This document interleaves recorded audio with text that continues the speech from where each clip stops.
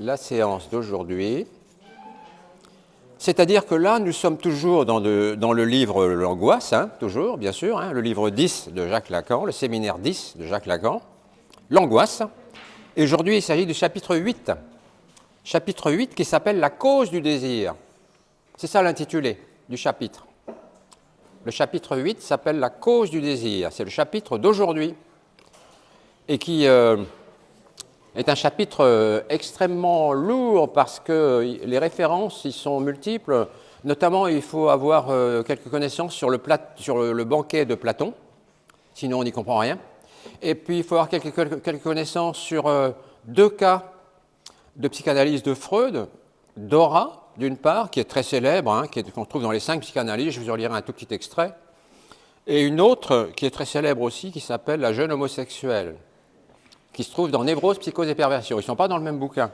Je vous donnerai les références.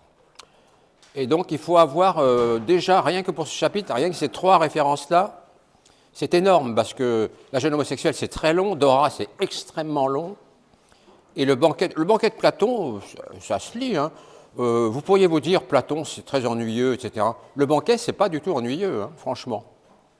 C'est même assez amusant, le banquet à lire. Parce que c'est une bande de pochetrons, qui se retrouvent, tous plus bourrés les uns que les autres, pour discuter de l'amour, la question de l'amour. Voilà, ils se retrouvent. Chacun donne son point de vue. Alors, dans ce banquet, il y a tout un tas de gens. Il y a des guerriers, il y a des poètes, il y a Socrate qui est là aussi. Il y a Socrate qui est là. Voilà, et puis ça discutaille, ça se drague un peu. C'est que des hommes, ça se drague un peu. Il y a des jeunes, il y a des vieux, parce que Socrate est considéré comme un vieux, il n'était pas bien vieux, mais il est considéré comme un vieux. Et puis il y a un très jeune qui s'appelle Alcibiade, qui est un guerrier un peu flamboyant, un très beau jeune homme. Et donc lui, on va en parler tout à l'heure justement, parce que c'est de lui dont il s'agit, dont Lacan parle essentiellement dans ce chapitre-là, d'Alcibiade et de Socrate. Du regard d'Alcibiade vers Socrate et réciproquement, parce qu'ils ont un lien très particulier à l'intérieur du banquet. Un lien de séduction réciproque, très complexe sur lequel Lacan s'appuie pour justement parler de la question du désir et de la cause du désir, parce qu'il y a un petit passage où Alcibiade déclare sa flamme à Socrate, et c'est assez surprenant comment il le dit. Et Lacan a repéré ça comme étant quelque chose qui pourrait nous éclairer sur la question de l'objet A. Vous vous souvenez de l'objet A, dont je vous ai parlé, l'objet A, qui est ce qui est en regard du sujet, l'objet qui cause son désir. C'est l'objet qui cause son désir. Ce n'est pas l'objet du désir. Il faut faire attention à ça. Ce n'est pas, c'est pas un complément d'objet direct, là. Si on veut faire un peu de grammaire, ce n'est pas un complément d'objet direct. Donc, je le raye, ce n'est pas un complément d'objet direct, c'est indirect. Cet objet A est la cause du désir et n'est pas l'objet du désir, et pour cause, il est absent. Vous savez bien qu'on ne l'a pas. Dans le fantasme, dans nos fantasmes, on essaye de récupérer cet objet A, notamment par le fétiche dont parle Lacan dans ce chapitre-là, mais on ne l'attrape pas. Il est absent. C'est sa définition même, c'est son absence. Donc, il cause le désir, mais il n'est pas son objet direct. Voilà, en termes grammaticaux comme en termes conceptuels. Donc, dans ce chapitre-là, Lacan dit ceci, il dit « L'objet A vient cette année au centre de notre propos. L'angoisse est sa seule traduction subjective. » Oui, ce qu'il veut dire, c'est que si on veut parler de l'angoisse en termes psychanalytiques, il n'y a qu'une seule façon d'en avoir une certaine matérialité conceptuelle, c'est l'objet A. C'est ce truc-là. C'est ce truc-là. Parce que, dit-il, si vous voulez, dans la question de la pulsion que Freud avait déjà évoquée, s'il y a une interruption ici, entre le sujet et l'objet A et le fétiche, si vous voulez, le fétiche, on peut l'appeler comme ça, s'il y a une interruption, eh bien, il y a genèse d'angoisse. Voilà un petit schéma bien simple, mais qui résume un petit peu la phrase que je viens de vous lire, où Lacan dit, pour savoir ce que c'est que l'angoisse, il n'y a que l'objet A qui peut nous en parler. Cet objet absent, que l'on remplace par des fétiches éventuellement, eh bien, s'il y a une interruption dans ce circuit-là de la pulsion du sujet vers cet objet absent, c'est là que l'angoisse advient. Hein, on ne supporte pas ça, qui est ce manque-là, qui est ce manque. Donc on se débrouille comme on peut, avec nos névroses et avec les fantasmes et tout ça, on se débrouille pour que ça ne manque pas trop. Hein. Mais si ça manque radicalement, par une interruption, hein, comme si un circuit électrique était ouvert, eh bien là, il y a genèse d'une angoisse, éventuellement très violente, hein, très forte, voire psychotique. C'est ça qu'il veut dire dans cette petite phrase. Alors, après, Lacan, il parle de l'objet, parce que justement, on pourrait dire, ça c'est un objet peut-être objectivable, c'est-à-dire un objet solide, etc., l'objet petit a. Non, hein, justement pas. Et il dit, dans le classicisme de la pensée, il n'est nul noèse, noèse, N-O-E-S-E, N-O-E-S-E, ça veut dire aucune connaissance. Il n'est nulle connaissance, aucune pensée qui ne soit tournée vers quelque chose. C'est l'idéalisme. Hein, c'est-à-dire qu'il dit que si on croit que le désir est tourné vers un objet précis, on se trompe. On se trompe. Et ça, il dit, c'est une noèse classique, c'est une connaissance. C'est une notion de la connaissance classique que de dire qu'il y a toujours un objet au désir. Et pour Lacan, il n'y en a pas. Il n'y en a pas d'objet, ou du moins on ne l'atteint pas. Hein. On peut croire dans la pulsion, par exemple, que l'on va atteindre l'objet, mais on ne l'atteint pas. Et Freud l'avait dit avant lui, hein. Ça ne date pas d'aujourd'hui. Hein. Freud avait dit que la pulsion, qui en allemand c'est le Ziel, hein, et l'objet qui s'écrit en allemand, je ne sais plus quoi, peut-être que je ne vais pas très bien. Si c'est object, c'est comme ça, je crois. Hein. Il dit que la pulsion n'atteint pas l'objet. Elle en fait le tour et elle va au-delà. Freud l'avait déjà dit avant Lacan. Hein. C'est-à-dire que la pulsion, elle a un sens, elle a une fonction. Elle a une fonction de décharge, si vous voulez. Hein. Nous avons besoin des pulsions pour décharger notre anxiété, notre stress, nos besoins, tout ce que vous voulez. On peut faire ça de mille façons, à notre énergie, notre libido. Hein. Pour l'évacuer, nous avons besoin du mouvement pulsionnel.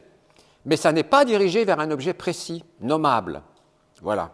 C'est ça ce que veut dire Lacan. Hein. Et ce que disait Freud avant lui. Hein. D'ailleurs, Lacan le précise dans ce chapitre-là. Il dit, mais Freud l'avait dit bien avant moi, hein, qu'il ne fallait pas confondre la pulsion et l'objet.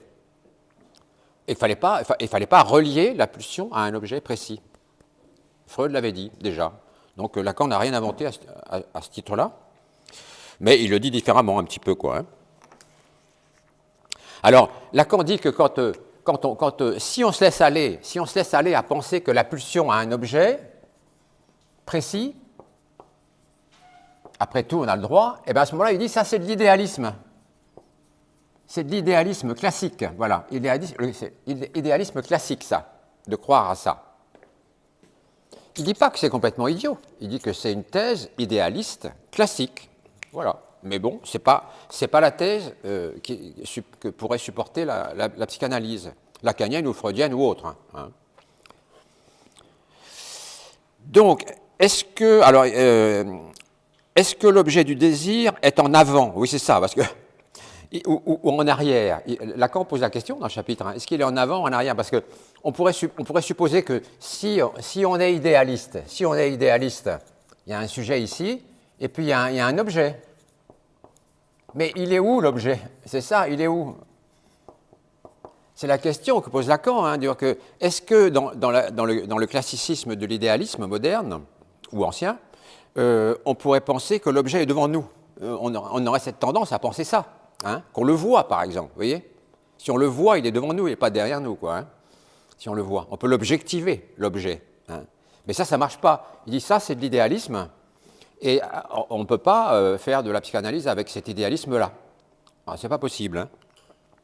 Il dit même, l'objet, il est derrière. Alors, tout à l'heure, je vous expliquerai pourquoi il dit ça, hein, parce que ce n'est pas aussi simple que ça. Enfin, il en fait une espèce de topologie un peu amusée, un peu amusante, hein, en disant qu'il est derrière. En fait, il n'y a pas de topologie réelle de l'objet, mais au sens vraiment de surface géométrique, etc., où on pourrait pointer à tel endroit tel objet. Ça, c'est pas possible. Alors, il dit, après, c'est un mirage, vous voyez, il dit, c'est un mirage. qui a stérilisé tout ce qui est de l'ordre de ce qu'on appelle la relation d'objet. Vous voyez, il dit que c'est un mirage et qui est même embêtant parce qu'il dit que ça a complètement foutu par terre toute la question de la relation d'objet. Ça l'a stérilisé, de penser que l'objet du désir, il est devant nous et on peut l'attraper. C'est un objet de connaissance, si vous voulez. Non, c'est pas ça. Ouais. L'objet A n'est pas à situer dans quoi que ce soit d'analogue à l'intentionnalité d'une noèse, à l'intentionnalité, c'est-à-dire à notre désir de savoir où il se trouve. Je traduis la phrase de Lacan, quand il dit l'objet A n'est pas à situer dans quoi que ce soit d'analogue à l'intentionnalité d'une noèse, on pourrait dire l'objet du désir, on ne peut pas le situer dans quoi que ce soit d'un savoir objectif. Voilà, je traduis cette phrase-là d'une manière peut-être un peu plus simple. On ne peut pas. On ne peut pas le situer parce que topologiquement, on ne peut pas l'attraper. Il n'est pas là. Il n'est pas là. Donc la pulsion, elle est vouée, comme la pulsion, si vous voulez, comme le dzil rate son objet, rate l'objet de manière systématique, eh bien, elle est vouée à recommencer incessamment, la pulsion. Elle est vouée à se répéter, c'est la répétition. Elle n'a pas le choix puisque l'objet, elle le rate. Et heureusement, d'une certaine façon, parce qu'imaginez que l'objet, on sache où il est et qu'on le repère et qu'on l'attrape, il n'y aurait plus de désir. Il n'y aurait plus de désir, puisqu'il y aurait une espèce de satisfaction éternelle, définitive, d'avoir l'objet dans le creux de la main. Et donc, du coup, on n'aurait plus besoin de rien. Et donc, on sombrerait dans quelque chose qui serait de l'ordre de la mélancolie, dont Lacan parle aussi, d'ailleurs, dans ce chapitre-là. Et il rappelle, il dit déjà Freud, dans Introduction à la psychanalyse, ne confond pas le dzil, la pulsion, avec son objet, l'object en allemand, l'objet de la pulsion. Voilà. Vous voyez que Freud était déjà très en avance sur ce temps. Alors, il refait son petit schéma, là, je ne sais plus s'il est dans le bouquin, le petit schéma, vous savez, que j'avais fait avec les vases. Vous vous rappelez peut-être? Je regarde, c'est page 155. Oui, si vous avez la version poche, c'est page 154. C'est dans le chapitre, page 154. Vous avez le petit schéma. Donc, ce n'est pas la peine que je vous le fasse au tableau, parce que vous l'avez, non? Dans l'ensemble, non? Vous le voyez? Non? Vous ne l'avez pas? Qui est-ce qui ne l'a pas? Ah oui, donc s'il y en a qui ne l'ont pas, je vais le redessiner à ce moment-là. Je pensais que tout le monde l'avait. J'aurais 5 séminaires à vous distribuer à la fin. J'en ai que 5 parce que c'est tout ce qu'il y avait. C'est tout ce qu'il y avait sur le marché tourangeau quand je suis allé dans les librairies. Donc je vous les donnerai à la fin de la séance. Donc il fait son petit dessin très simple. C'est même pas la peine que je le fasse en entier. Il dessine un vase comme ceci, un vase, au-dessus duquel il met l'objet petit a, il met une espèce de barre ici comme ça, qui est l'autre avec un A majuscule, et de l'autre côté, il redessine son vase mais en pointillé, et au-dessus, il met X. Voilà, c'est tout. On peut en mettre une flèche comme ça si vous voulez. Voilà. Alors, je vais vous l'expliquer en 2 temps 3 mouvements. Je l'ai déjà expliqué ça, parce qu'en fait, si vous voulez, lorsque l'enfant, je vais vous expliquer ça cliniquement, comme je l'ai déjà fait, mais enfin je vais le refaire parce que ce n'est pas si évident que ça. La répétition, ça a du bon quand même, pédagogiquement parlant.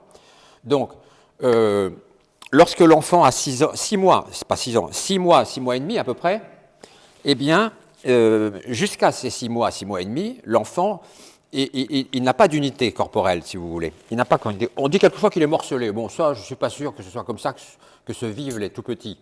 C'est une espèce de marronnier que de dire que l'enfant jusqu'à 6 mois est morcelé. Bon, pourquoi? Il n'est pas forcément morcelé. Le seul truc, c'est qu'il est dans un continuum absolu avec le monde qui l'entoure. C'est-à-dire qu'il ne fait pas de différence entre lui-même et le monde. Et il ne se différencie pas de sa mère. Il est dans une continuité psychologique avec sa maman, si vous voulez, et avec le monde. Ça ne veut pas dire qu'il est morcelé. Mais évidemment, c'est embêtant parce que... Enfin, c'est embêtant, non, c'est normal. Mais il ne faut pas que ça dure éternellement. cette espèce de continuité psychologique entre l'enfant et sa mère, parce que si c'est comme si ça dure éternellement, il n'y a pas d'altérité, il n'y a pas d'autre. Hein. C'est ça le problème. Hein. C'est qu'il il faut qu'il y ait de l'autre. Il faut de l'altérité. Donc le stade du miroir, qui est représenté un peu ici, si vous voulez, de manière très simpliste, eh bien, ça sert à ça, à partir de 6 mois et demi, jusqu'à 2 ans et demi, à peu près. L'enfant va vivre le stade, ce qu'on appelle le stade du miroir, et donc il va pouvoir, si vous voulez, avoir de son propre corps une conscience solide, une conscience active, une vraie conscience de son propre corps, comme différent du corps des autres. C'est ça qui est important. Hein, comme n'étant pas en continuité avec le corps de sa mère, par exemple. Ce n'est pas le même corps. Hein.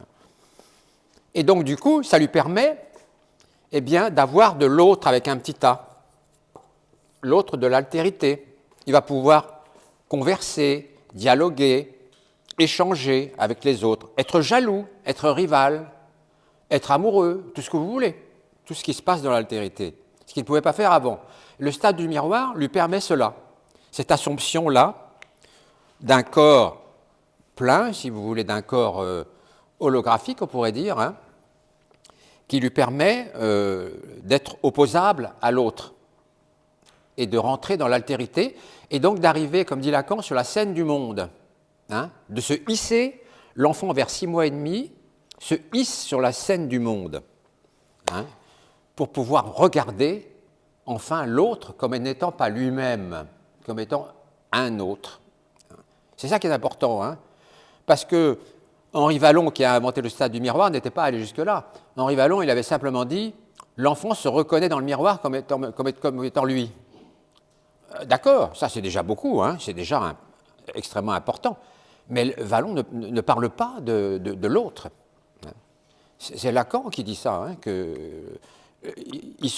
il a une conception de son propre corps. Il investit son corps de manière telle, l'enfant, qu'il puisse se dire, tiens, regarde, j'ai un corps, moi aussi, qui n'est pas le tien, et donc nous sommes différents et nous pouvons discuter, nous pouvons dialoguer, hein, tous les deux. Et après, avec tous les autres, hein, quand ils sont en maternelle, les enfants, etc., ben voilà, ils tchatchent, hein, ils échangent, etc.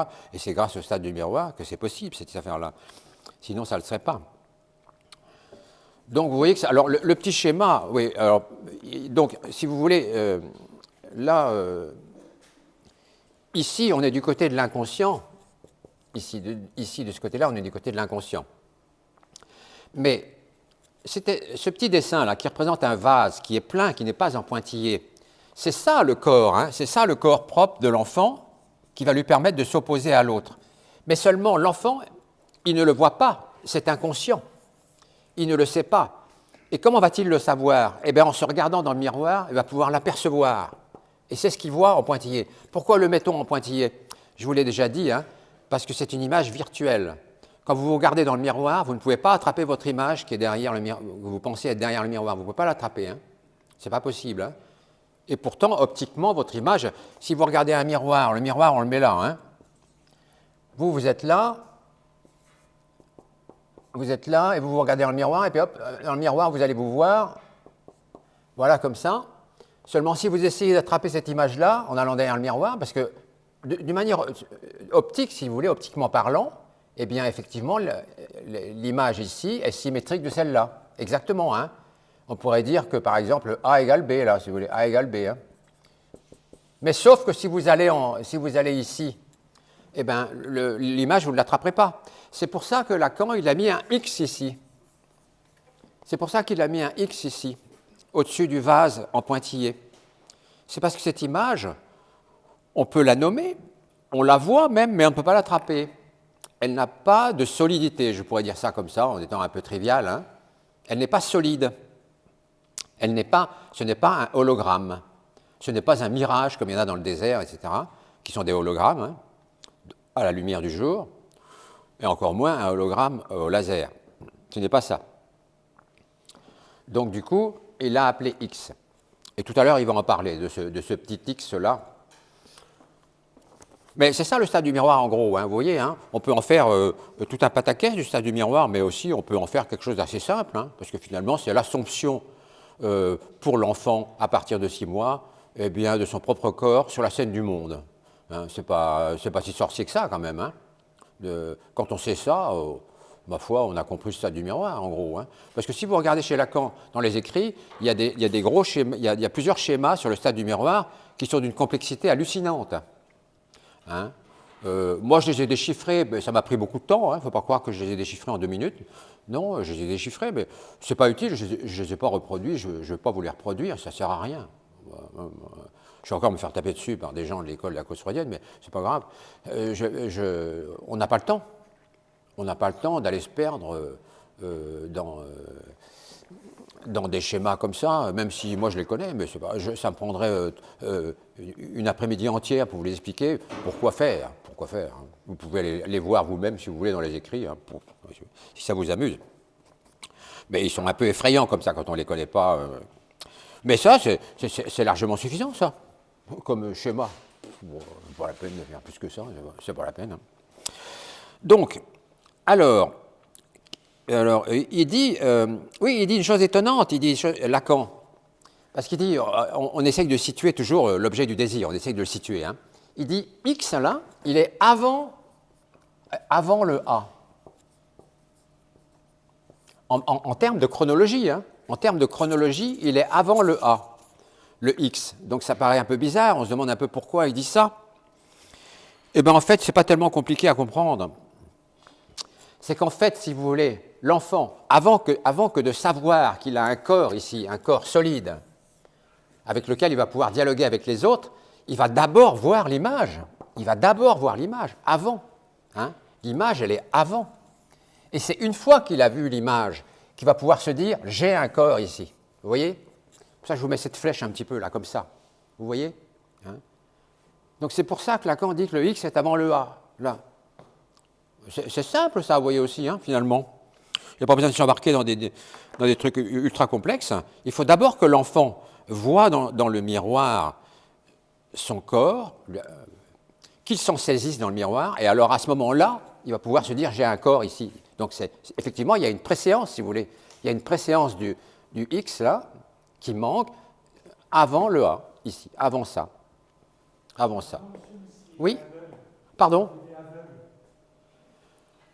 Ça n'a pas d'importance, parce que, en fait, si, vous avez raison d'une certaine façon, ça rend la tâche un peu plus complexe pour l'enfant, mais il peut le faire quand même, ne serait-ce que par la voix de l'autre, au travers du regard de sa mère, par exemple. Hein. Sa mère peut lui dire « cette voix-là, ce n'est pas toi, c'est la voix d'un autre. Hein. » Elle peut valider la voix d'un autre comme étant autre à l'enfant. Elle peut faire ça, la maman, si vous voulez. Hein. Donc, les enfants aveugles rentrent dans l'altérité aussi par le biais du stade du miroir, parce que c'est toujours le stade du miroir. Qu'est-ce qui sert de miroir dans la question que vous posez? C'est la maman, par exemple, là, dans mon exemple. Mais ça peut être une autre personne. Hein. Si l'enfant est en nourrice, par exemple, c'est la nounou hein, qui peut servir. S'il est tout petit, etc., il y a pas mal de choses qui sont possibles. Hein. Et puis il y a aussi le toucher. Hein. Il y a aussi le toucher. Hein. Il n'y a pas que le fait de l'ouïe. Il n'y a pas que l'ouïe. Il y a aussi le toucher. Un enfant peut toucher, un enfant tout petit peut toucher un autre enfant. Le détailler même, hein, et retrouver le modelage un petit peu de son visage, de son corps, etc., dans le toucher d'un autre enfant. Bien sûr. Et ça, il opère en faisant cela, pas moins que le stade du miroir, d'une certaine façon. Hein. Donc c'est pas... Évidemment, c'est mieux quand les enfants ne sont pas aveugles, hein. C'est clair. Hein. De ce point de vue-là, pour répondre à votre question, s'ils ne le sont pas, effectivement, le stade du miroir est plus simple. Mais il se réalise, heureusement, il se réalise quand même pour les enfants qui sont congénitalement aveugles. Alors, Lacan, ensuite, il parle du fétiche, justement, parce que comme l'objet petit a, nous ne l'avons pas, nous mettons à la place des fétiches. Voilà, c'est Lacan qui le dit, hein, bon, voilà, bon, on le sait. Bon. Et il dit, qu'est-ce qui est désiré? Point d'interrogation. Ce n'est pas le petit soulier, ni le sein, ni quoi que ce soit où vous incarniez le fétiche.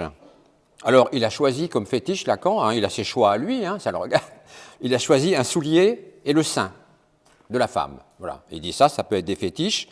Et il dit, qu'est-ce qui est désiré? Ce n'est pas le petit soulier ni le sein, ni quoi que ce soit où vous incarniez le fétiche. Le soulier et le sein peut être dans la tête. Effectivement, nous pouvons avoir des représentations du soulier comme fétiche ou du sein comme fétiche sans qu'il soit là. Nous avons des représentations conceptuelles, intellectuelles, dans la tête. On peut les concevoir. Et il dit, Lacan, dans le chapitre, textuellement, il n'est pas nécessaire qu'elle le porte. Donc il fait allusion à des femmes dont des hommes voudraient qu'elle porte des souliers ou qu'elle montre ses seins, ou des choses comme ça, pour qu'on ait accès au fétiche, si vous voulez. Voilà. Et donc, Lacan dit que ce n'est pas nécessaire qu'elle le porte, ou qu'elle porte ces fétiches-là, ou qu'elle les montre, parce que, eh bien, on les a dans la tête. Voilà. Voilà. Ce n'est pas indispensable. On peut les nommer conceptuellement et se les regarder comme en scopie, si vous voulez, comme en cinémascope, dans la tête, de par nos pensées. Mais il faut, alors il dit, mais il faut que le fétiche soit là. Il rajoute, mais il faut que le fétiche soit là. Cela veut dire qu'il faut qu'il soit au moins dans la tête. Et c'est là qu'il dit, c'est la condition dont se soutient le désir. C'est la condition dont le fétiche est la condition de se soutient le désir. Le signal de l'angoisse est une interruption dans ce soutien à la libido. Voilà, c'est ça. Dans le soutien à la libido, S2A, que je vous ai décrit tout à l'heure, S1, le sujet,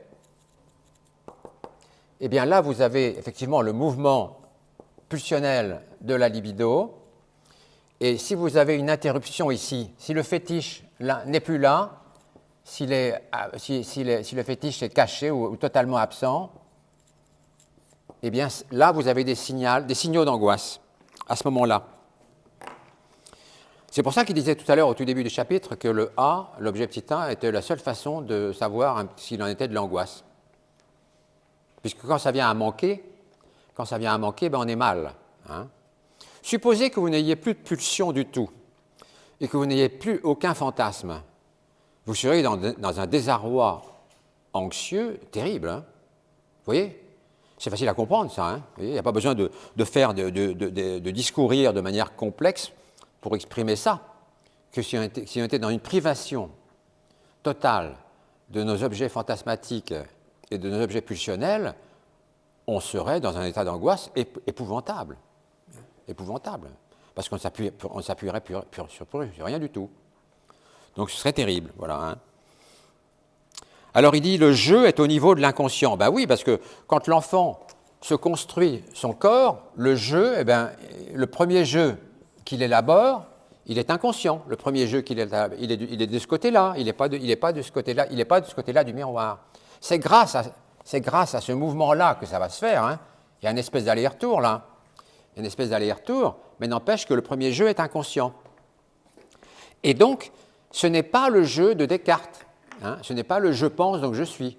Parce que Descartes, finalement, met le premier jeu comme étant une conscience et le deuxième jeu comme étant une conscience. Le je pense, le jeu de pense, c'est une conscience actuelle chez Descartes, et le je suis, c'est une deuxième conscience actuelle. Et ça, Lacan dit, c'est strictement impossible. On ne peut pas. Oui ? Je me demandais, le fétiche, il est chez tout le monde, parce que j'avais en tête qu'il y avait un traitement particulier dans la perversion. Pardon, vous avez en tête que quoi ? Qu'il y avait un traitement du fétiche dans la perversion, un traitement particulier. Ah oui. Mais là, c'est Oui. C'est ça, si vous voulez, on ne va pas rentrer aujourd'hui dans la définition et dans l'attaque clinique de la perversion, parce que ça nous amènera un petit peu trop loin, mais votre question est tout à fait excellente, parce qu'effectivement, si l'objet fétiche devient prééminent, et s'il n'y a plus que ça dans l'existence, c'est pas pour rien, vous avez raison, c'est pas pour rien que dans ce chapitre, Lacan parle de Sade, du divin marquis. C'est pas pour rien, parce que Sade, il n'était occupé qu'à ça. À fétichiser les femmes pour les angoisser. C'est ce que dit Lacan. Pour les angoisser et lui jouir de l'angoisse de l'objet femme. Et là, on est dans la perversion. On est dans la perversion lorsque l'on cherche à angoisser la personne qui est fétichisée ou qui porte le fétiche. Là, on est dans la perversion. Donc, à ce titre, votre question est tout à fait pertinente. Ah oui, tout à fait. Je ne l'aurais même pas abordée si vous ne me l'avez pas posée, mais elle est vraiment pertinente, quoi. Pardon ? Il le prend comme une illustration des cas du fétiche ou du fétichisme. Est-ce que c'est pour le non pas, comme vous dites, généraliser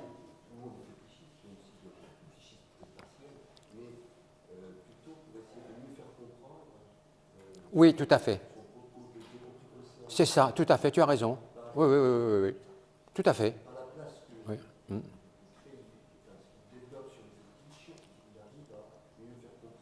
Oui, absolument.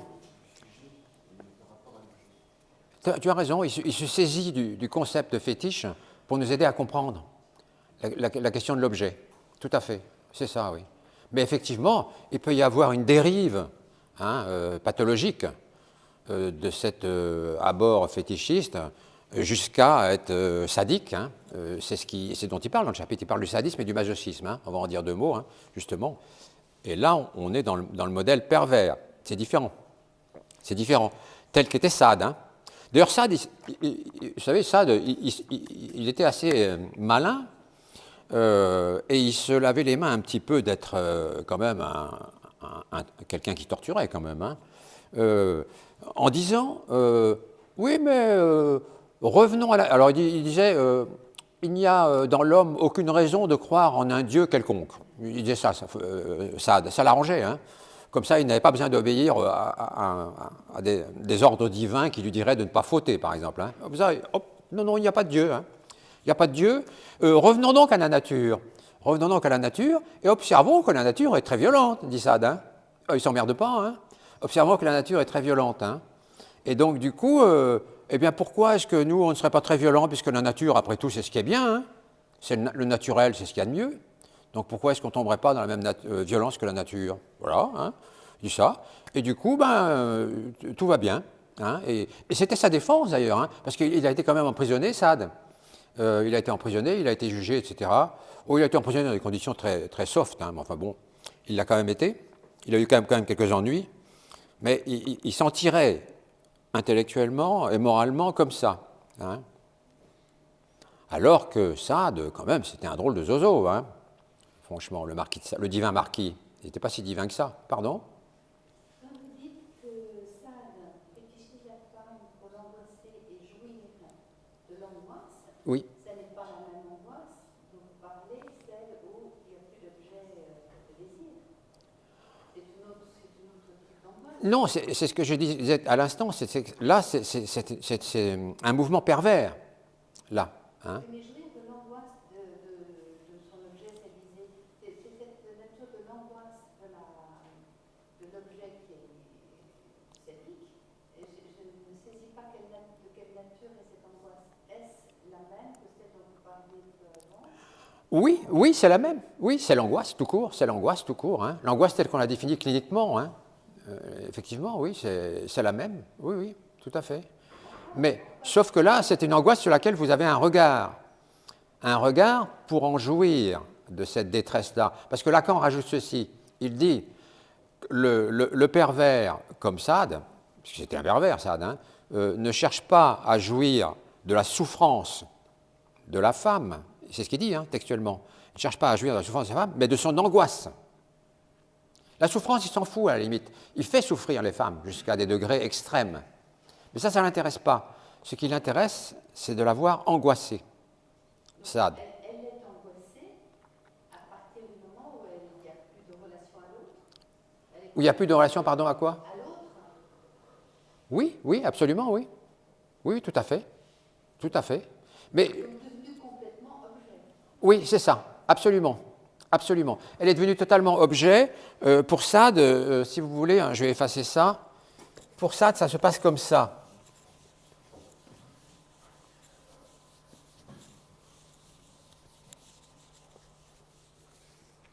Supposez qu'il y ait des persiennes ici, supposez que ça, ce soit des persiennes d'un volet, eh bien, si vous voulez, le sadique, Sade, il est là. Il est caché derrière les persiennes. Il est caché derrière les persiennes. Hein, et d'une certaine façon, il est dans l'obscurité. Il est dans l'obscurité, ce qui fait qu'il ne se voit pas lui-même. Il ne se voit pas lui-même. Ça l'arrange hein, de ne pas se voir lui-même hein, comme étant un méchant personnage. Hein. C'est une bonne opération. Hein. Il ne se voit pas lui-même. C'est ce que Lacan appelle le fétiche noir. Le fétiche noir. C'est-à-dire que Sade se propose à lui-même comme étant un fétiche noir, un fétiche qu'il ne voit pas. Hein. et comme une espèce de pur signifiant, si vous voulez, un pur signifiant, un pur symbole inattaquable. Un pur symbole parfaitement inaltérable, parfaitement inattaquable. Hein. Sade. Hein. Et donc, au-delà des persiennes, qu'est-ce qu'il voit? Eh bien, il voit la femme. Alors, ça peut être, ça peut être dans le livre qui s'appelle La philosophie dans le boudoir. Je vous parle de celui-là parce que c'est celui que Lacan nomme. Hein. C'est un des bouquins de Sade, ça. La philosophie dans le boudoir, qui raconte, dont le sous-titre est L'éducation d'une jeune fille de 15 ans. L'éducation d'une jeune fille de 15 ans, c'est pas triste. Hein. Donc, l'éducation d'une jeune fille de 15 ans qui est faite par Sade lui-même, par des amis de Sade, par le jardinier, par tout un tas de gens, tout un tas d'hommes qui sont là pour faire l'éducation de cette pauvre femme qui s'appelle Eugénie, hein, dans la philosophie dans le boudoir. Et donc là, il y a peut-être Eugénie, là. Et ce qui l'intéresse, lui, Sade, qui est caché là et qui ne se voit pas lui-même, tellement il est noir, hein, on pourrait dire ça, il est innommable. Hein, il ne peut même pas se nommer, il est innommable au sens qu'il est dégoûtant, quoi, si vous voulez. Quoi. Il est innommable, Sade, hein, bien sûr. Hein. Et donc, de ce côté-là, il y a la femme, et ce qui l'intéresse, c'est de la voir dans l'angoisse. Sade. Et si vous lisez la philosophie dans le boudoir, ben, c'est tout à fait clair hein, que c'est ça qu'il recherche. Hein. Je ne sais pas si vous avez lu des bouquins de Sade déjà. Bon, vous avez la philosophie dans le boudoir, vous avez aussi la... Comment s'appelle les plus célèbres déjà? Oh, le titre m'échappe. Justine, voilà. Les malheurs de la vertu. Justine, les malheurs de la vertu, c'est le plus célèbre. Mais la philosophie dans le boudoir, c'est aussi assez connu quand même. Hein. Voilà, je ne sais pas si c'est très lu encore ça de nos jours. Je ne sais pas. Je sais pas. Autrefois, on peut difficilement lire avant 50 ans. Oui, oui. Oui, oui c'est vrai. Comment? Les 120 jours d'Exodore. Oui, aussi, oui. Oui, oui, oui. Oh, il y en a beaucoup de Sade, hein. Mais moi, j'ai lu la philosophie dans le boudoir et puis effectivement les malheurs. Je pense aussi quand même souvent des descriptions de torture. Ah oui, complètement, oui. Ah oui, oui, c'est ça. Descriptions de torture, oui. Descriptions qui sont sans fin, quoi, hein, sans fin. Oui, oui. Vous voulez dire que l'angoisse, elle naît, comme dit Lacan, du manque. Oui. Parce que l'objet a, Oui, tout à fait. et l'objet du manque, et quand il vient à manquer, c'est là que l'angoisse Oui, tout à fait. agit, Ouais. et le fétiche vient boucher ce truc-là. Tout à fait. Le fétiche est là pour boucher le trou du manque. Oui, oui. Autrement dit, dans ce que tu dis, il faut que nous manquions. Il est nécessaire que nous manquions. Tout le temps. Si nous ne manquons pas, eh bien, nous n'allons pas bien. Nous sommes éventuellement mélancoliques. Si nous ne manquons pas, nous n'avons plus de désir. Hein. Il faut manquer. C'est comme ça. C'est la castration. Hein. C'est la fonction même de la castration que de manquer. On apprend ça aux enfants, hein, en leur disant qu'ils ne sont pas tout puissants, qu'ils ne peuvent pas faire tout ce qu'ils veulent, etc. Hein. Je vous ai déjà dit ça, hein, que quand moi je m'adresse à des enfants, je leur dis ça. Hein. Je leur dis, tu sais, ta maman, tu trouves qu'elle n'est pas gentille avec toi. Mais si elle n'est pas gentille avec toi, c'est parce qu'elle t'aime. C'est parce qu'en fait, elle t'interdit de faire des choses. Elle ne veut pas que tu fasses tout ce que tu veux. C'est parce qu'elle t'aime qu'elle ne veut pas que tu fasses tout ce que tu veux. Si elle ne t'aimait pas, elle ne t'interdirait rien. Elle n'en a rien à faire de t'interdire quoi que ce soit. Je leur dis ça aux enfants, hein, parce que, voilà, et comme ça, ils apprennent un petit peu la castration, ils peuvent l'apprendre un peu la castration, hein, le manque. Hein. Et puis l'accepter.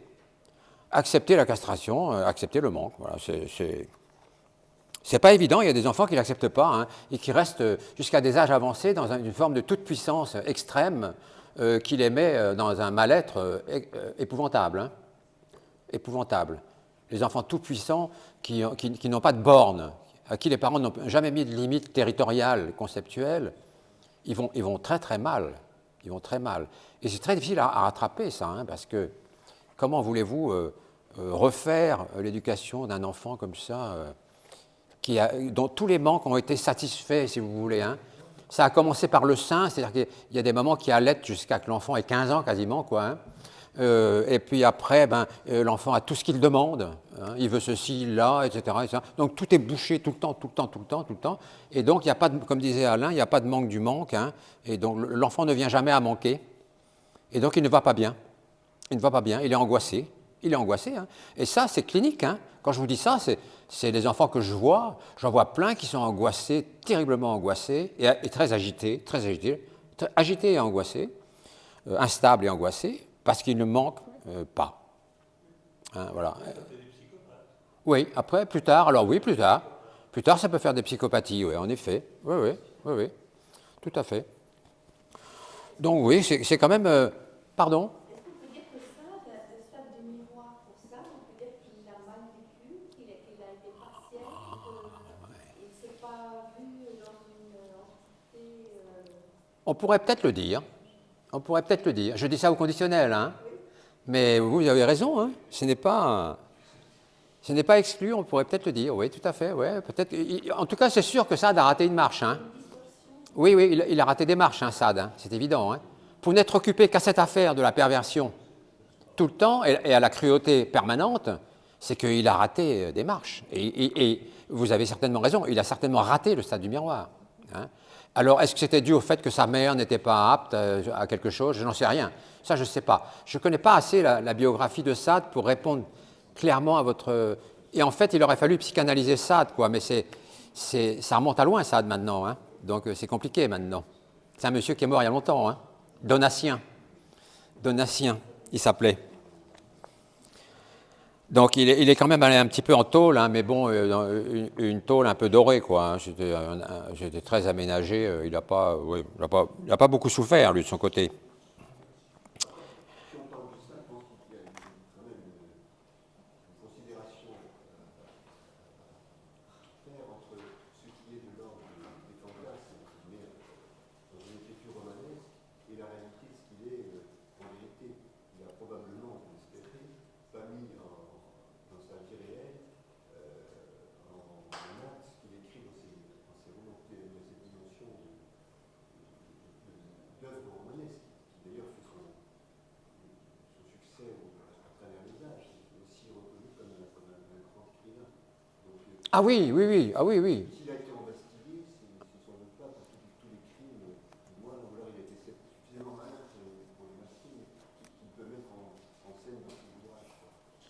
Oui, tout à fait. Oui, c'est quand même. Ah oui, on peut pas nier le fait que ce soit un écrivain, un grand écrivain. Oui, ça oui. Mais on peut quand même, on peut se réserver le droit d'avoir une certaine aversion pour son œuvre éventuellement, et ne pas la lire de manière régulière, quoi, disons. Hein. C'est pour ça que je posais la question tout à l'heure de savoir s'il était encore lu.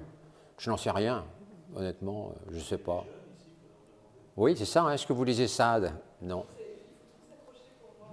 Pardon? Être confronté à autant de tortures et de perversions, c'est quand même costaud. Ouais, c'est Ah oui, ah oui, ah oui, ah oui, oui, oui, oui, oui, oui, oui, oui. Donc vous n'êtes pas, oui, c'est ça. Vous n'êtes pas lecteur de Sade. Ben oui, moi pas tellement non plus. Il a souvent longtemps été dans les enfers d'une bibliothèque. Ah oui, absolument, oui, absolument, oui. Il est arrivé d'en trouver dans des bacs en solde. Ah oui, oui, oui, oui, oui, oui. Ah oui, oui, oui, oui. Ça tombe dans les mains de gens pas très malins. Je veux dire, c'est quand même. Et ça serait amusant de regarder dans les librairies où il se trouve maintenant, hein, où il est Sade, s'il est facilement accessible ou pas. Je ne sais pas. Je n'ai pas vérifié. Mais je vérifierai. Je vérifierai comme ça dans les librairies, voir s'il est maudit ou pas. Ne serait-ce que par Internet, toutes les œuvres de Sade sont accessibles. Ah oui, ah oui, ah, bien sûr, oui. On peut lire Sade. Si vous voulez lire la philosophie dans le boudoir, vous pouvez le lire sur Internet, hein. Bien sûr. En numérique, vous trouvez tout ce que vous voulez, hein. Il n'y a aucun problème. Hein. Oui, oui, bien sûr. Donc le jeu est... Alors voilà. Alors Lacan, maintenant, il va faire peut-être une espèce de petite topologie un peu plus sophistiquée de l'angoisse, que je vais vous livrer là tout de suite. Voilà, j'efface ce côté-là du tableau. Il dit ceci. Alors c'est page 156 de ceux qui ont le bouquin poche. Le jeu est au niveau de l'inconscient, d'accord. Le désir sadique s'inscrit à la transition de l'autre, là où il y a une schise, une division, car ce lieu est intenable pour le sujet. Dans le désir sadique, c'est l'angoisse de l'autre plus que sa souffrance qui est recherchée. Alors voilà, qu'est-ce qu'il veut dire par là? Ici, si vous mettez cette barrière-là, qui est l'autre, c'est-à-dire le monde, si vous voulez, le monde, tous les symboles, c'est-à-dire quelque chose qui n'est pas accessible, puisque c'est la totalité des symboles. Vous ne pouvez pas avoir accès à tous les symboles, hein, bien entendu. Vous en avez un certain nombre pour pouvoir échanger avec les autres, vous en avez quelques milliers, mais vous ne les avez pas tous, parce que c'est infini. C'est infini. Donc l'accessibilité de l'autre, d'ailleurs on l'écrit comme ça, hein, chez Lacan il l'écrit comme ça, il le barre comme ça, pour démontrer qu'effectivement le A existe bien, mais qu'il est barré, parce qu'on n'y a pas accès. Donc Lacan essaye de nous montrer où se situe l'angoisse topologiquement, si on en fait une topologie comme il l'a fait lui. Hein, voilà. Donc l'autre ici, si vous voulez, ici c'est le lieu où se passe, ici c'est le miroir, si vous voulez, hein, le miroir du monde, appelons-le comme ça pour faciliter la compréhension des choses. Le miroir du monde, ou le miroir dans le monde, peu importe. Hein. Ici c'est le sujet inconscient, et puis ici c'est l'autre.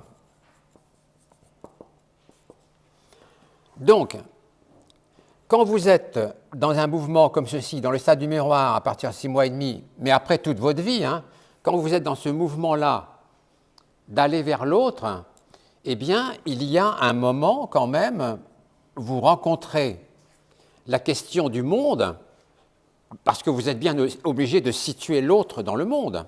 Hein, vous êtes bien obligé de le situer dans le monde. L'autre n'est pas dans l'espace, il n'est pas satellisé, hein, ce n'est pas quelque chose qui est en orbite. Hein, donc c'est quelque chose qui est palpable dans le monde comme tout symbole que vous avez pu acquérir. Parce que les autres, l'infinité des autres, vous ne pouvez pas les acquérir. C'est impossible, hein, c'est pour ça que le A est barré. Hein. Et là, si vous voulez, il y a une sorte de division du sujet là. C'est ce que dit Lacan. Hein. Ici, le sujet se divise un peu pour pouvoir aller vers l'autre. Il ne peut pas aller en entier vers l'autre, le sujet. C'est simple à comprendre, ça. Hein. Vous ne pouvez pas vous définir, vous, comme étant quelqu'un de parfaitement complet. Hein. Moi, je ne suis pas quelqu'un de complet du tout. Hein. Je suis quelqu'un de totalement incomplet, je suis dans l'incomplétude permanente. Hein. Et heureusement, parce que ça me fait du manque, hein, d'être dans l'incomplétude. Donc, cette incomplétude ici, si vous voulez, vous la vivez ici surtout quand vous montez sur la scène du monde. C'est là que c'est là que vous êtes divisé, parce que vous laissez derrière vous l'idéal d'une totalité de vous-même, vous la laissez derrière vous, pour aller vers l'autre en étant vous-même un peu morcelé, un peu divisé. Vous voyez ce que je veux dire, hein? C'est-à-dire qu'en fait, si on écrivait ça comme ça, on écrirait le S du sujet barré, et puis on écrirait l'autre comme cela. Voilà. Hein? Et ici, on dirait qu'il y a obligatoirement une division du sujet, et qui est matérialisée par ce trait qui barre le S là. Il y a une division du sujet, on laisse derrière nous le fantasme d'être une totalité. Moi, je ne suis pas une totalité, hein. On ne peut pas prétendre ça. Et donc, quand je vais dire bonjour à quelqu'un, ce n'est pas la totalité de moi-même qui dit bonjour à quelqu'un. C'est moi, je suis divisé. Je laisse derrière moi le fantasme de ma totalité et je m'adresse à l'autre en étant divisé. Et il dit, Lacan, que le sadique,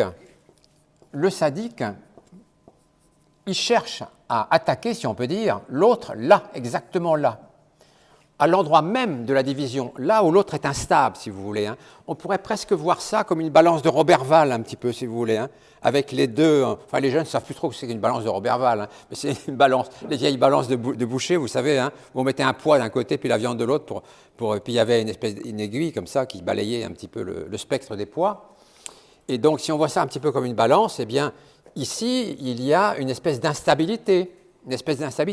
Au moment où je quitte mon espoir de totalité et que je vais dire bonjour à l'autre, il y a un instant d'instabilité et de division. C'est ce qu'on appelle la schise. Hein. C'est pour ça qu'on parle de schizophrénie. Hein. Les schizophrènes sont des gens éminemment divisés, la schise. C'est pour ça que dans cette phrase, Lacan parle de schise et de division. Parce qu'on n'est pas entier, hein, heureusement d'ailleurs, on n'est pas entier parce qu'on ferait peur, hein, si on était complet. Bonjour, je suis complet. Oh là, hein, ça ferait peur aux autres. Hein. Donc, on ne l'est pas. Et donc, le sadique va attaquer à ce moment-là, à ce lieu-là de la division. Hein. C'est là qu'il va produire son effet, le sadique. Hein. C'est ça ce que dit Lacan. Hein. Je vous relis la phrase. Hein. Le désir sadique s'inscrit à la transition de l'autre, vous voyez? La transition de l'autre, c'est ça. Le monde, hein, à la transition du monde, si vous voulez. Hein. Là où il y a une skise, c'est-à-dire une division, hein, on laisse une partie de nous-mêmes derrière nous, l'espoir de la totalité, et on va vers l'autre. Une division, car c'est un lieu intenable pour le sujet. Dans le désir sadique, c'est l'angoisse de l'autre, plus que sa souffrance qui est recherchée. Voilà, vous voyez. Hein. Puis après, il parle de la philosophie dans le boudoir, etc. Bon, on ne va pas s'éterniser là-dessus, hein, parce qu'on a tellement de choses à avoir, et puis que le temps avance quand même très vite. Donc, alors, Lacan dit ceci par rapport au sadique, justement. Il dit ceci. Le sadique cherche à se faire apparaître comme pur objet. Oui, parce que s'il est un pur objet, le sadique, il n'est pas attaquable. Il n'est pas attaquable. Hein. Un pur objet inconnu à lui-même, d'une certaine façon. Hein. Je vous dis, il est derrière les persiennes, dans l'obscurité, il est le fétiche noir qui est pur, un fétiche noir pur comme un cristal noir, si vous voulez. Hein. Et donc, il est inaltérable, inattaquable. Il cherche, enfin, c'est ce qu'il croit, en tout cas. Hein. Donc, Lacan, je répète, dit ceci. Le sadique cherche à se faire apparaître comme pur objet, lui-même fétiche noir. Fétiche noir, c'est un terme lacanien. Hein. Et il cite un exemple d'une peinture. Oui, c'est une peinture de Man Ray ou une photographie ou un montage de Man Ray. Vous savez, Man Ray, c'était un photographe. Hein. Un photographe très connu, hein, américain, qui ensuite est venu habiter en France. Qui est venu s'installer en France dans les années. Il est né dans les années 1880 par là, je ne sais pas trop exactement, mais oui, je situerai à peu près par là. Et il doit être mort dans les années 60, 70 à peu près, Man Ray. Et donc c'était un contemporain de Picasso, de plein de gens comme ça, qu'il côtoyait d'ailleurs. Hein. Et il était très connu, Man Ray. Et si j'en parle, c'est parce qu'il a fait, vous pouvez le voir sur Internet, hein, si vous tapez Man Ray Sade, vous allez tout de suite voir, il a fait un portrait, une espèce de montage de Sade, et Sade apparaît comme étant fait d'espèces de briques, de pierres, si vous voulez. Hein, on a l'impression qu'il est une imbrication de pavés. Et il est de 3/4 comme ça, dans la représentation de Man Ray. Et Lacan cite ça. Il dit, Man Ray en a d'ailleurs fait, il parle de Sade, hein, Man Ray en a d'ailleurs fait une forme pétrifiée. Vous voyez, pétrifié pour dire, c'est le fétiche noir pas attaquable, hein, il est pétrifié. Regardez-le sur Internet, vous verrez, vous allez voir. Ah oui, tu as raison. Oui, moi j'ai oublié lequel. C'est vrai, ça me revient maintenant aussi. Il est en page première, la photo de Man Ray est en page première d'un des séminaires de Lacan, mais je ne sais plus lequel. Non plus, mais c'est exact, tout à fait, Alain. Oui, c'est vrai. Et c'est une œuvre assez étonnante parce que c'est une représentation vraiment stupéfiante de vérité concernant Sade, quoi. Hein. C'est génial hein, de l'avoir fait en pierre comme ça, hein, parce que c'est ce qu'il était, quoi. Hein.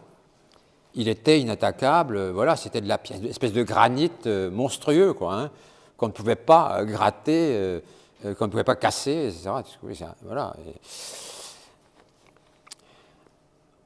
Au contraire du masochiste, alors il parle du masochiste après, alors il dit ceci, qu'il se fasse chien sous la table ou marchandise, recherche l'identification à l'objet d'échange. Il parle du masochiste. Hein. Le masochiste, lui, c'est tout le contraire du sadique. Hein. Le masochiste, lui, il va vouloir être dans la masse, si vous voulez. Hein. Il va vouloir être dans la masse, il va vouloir être objectivé. C'est exactement le contraire de Sade. Hein. Je vous ai dit que Sade, il était derrière les persiennes comme fétiche noir, qui ne se voyait pas lui-même et qu'on ne pouvait pas le voir. Hein. Donc il n'était pas objectivable, d'une façon. Hein. Un pur signifiant, quoi, hein, le père Sade. Alors que le maso, si vous voulez, le masochiste, c'est tout à fait le contraire. Il se fait objet, et Lacan dit, c'est assez imagé ce qu'il dit, hein, il dit comme le chien sous la table, hein, comme un chien sous la table. Voilà. Donc c'est pas glorieux comme image, quoi, hein, pour un humain. Je veux dire, pour un chien, il a le droit d'être sous la table, ça n'a rien de déshonorant. Mais si ramener cette image-là d'un humain un chien sous la table, ce n'est pas une image éminemment valorisante. Et donc, ça veut dire qu'effectivement, il devient objet d'échange, éventuellement manipulable, un objet manipulable, hein, manipulable et d'échange. On en fait ce qu'on veut. Donc, il est pris dans la masse. Il est pris dans la masse, le maso. Et c'est ce qu'il veut. C'est ce qu'il veut. Et Lacan dit ceci, je ne sais plus où dans le chapitre, il dit le sadique ne se voit pas lui-même, c'est-à-dire Sade ne se voyait pas lui-même, en tout cas pas comme il était. Et ils disent le masochiste, pas beaucoup plus. Ils disent, le masochiste ne se voit pas beaucoup plus parce qu'il est pris dans la masse. Il est noyé dans la masse, le maso. Donc il ne se voit pas beaucoup mieux. Voilà ce qu'il dit Lacan. Au moins, ça a le mérite d'être clair. Hein. Je veux dire que, voilà, on dit toujours que Lacan il dit des choses extraordinairement compliquées.